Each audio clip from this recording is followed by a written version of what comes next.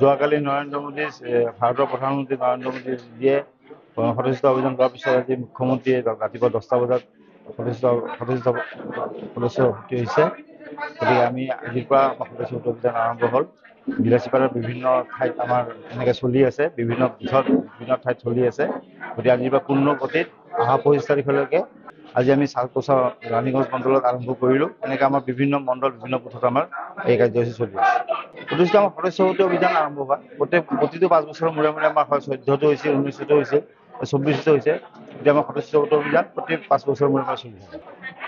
ভাৰতীয় জনতা পাৰ্টি বিশ্বৰ 1 number party বা সদস্যতা থকা পাৰ্টি বুলি আমি আগুৱাই লৈ যাম বুলি আমি ভাৰতীয় জনতা পাৰ্টিয়ে শালকোচা ৰানীগঞ্জ মণ্ডলত আজি আমাৰ ইয়াত আমাৰ মণ্ডলত দায়িত্ব দিয়া ৰাজ্যিকৰ পৰা দায়িত্ব দিয়া বুবুল তালুকদাৰ মহাশয় ইয়াত উপস্থিত আছিলে।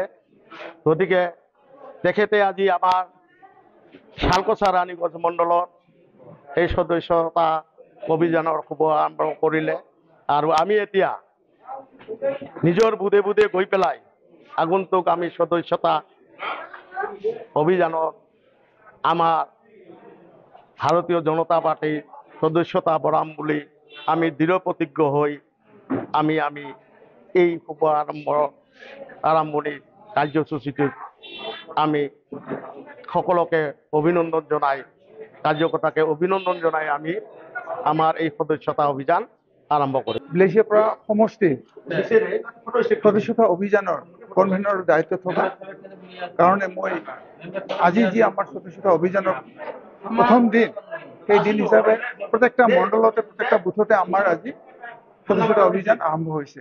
এই অভিযানত আমি যিবিলাক মানুহে এই মানুহবিলাক দলৰ প্ৰতি আকৃষ্ট হৈ আমাৰ এই সদস্যতা অন্তৰ্ভুক্তি হয় তেওঁলোকক আমি আজি আঁকোৱালি ল'ম বা অন্তৰ্ভুক্ত কৰাম।